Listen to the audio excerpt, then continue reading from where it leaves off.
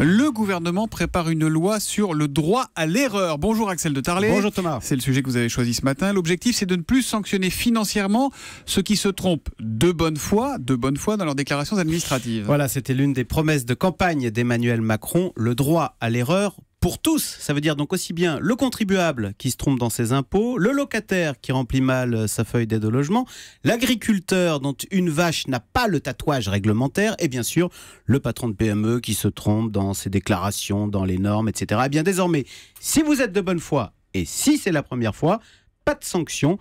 Gérald Darmanin, le ministre des Comptes publics, explique dans Les Échos qu'il veut ainsi créer un climat de confiance entre l'administration et les administrés, avec pourquoi pas même, dit-il, des chefs d'entreprise qui solliciteraient d'eux-mêmes l'URSSAF pour avoir des conseils, alors qu'aujourd'hui, pour beaucoup, l'URSSAF, c'est le cauchemar absolu. Bon, mais est-ce qu'on peut y croire? Parce qu'on se souvient du fameux choc de simplification de François Hollande, qui avait quand même largement fait pchit, comme dirait l'autre. C'est vrai qu'au final, la fameuse règle, je ne sais pas si vous vous souvenez de François Hollande, désormais, avec l'administration, le silence vaut accord, pas de réponse, c'est d'accord. Eh bien, sauf qu'il y a tellement d'exceptions dans le texte final que c'est encore plus compliqué qu'avant. Alors justement, Gérald Darmanin dit avoir retenu la leçon. Il promet un texte bien ficelé avec des procédures claires. Eh bien écoutez, on attend notamment, comme vous le disiez tout à l'heure, une définition exacte de ce qu'est la bonne foi. Pourquoi? Parce que tout le monde risque de se tromper de bonne foi? Par exemple, tiens, là moi aussi, je me trompe en ce moment.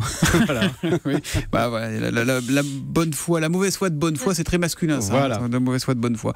Merci beaucoup Axel de Tarlet, à lundi.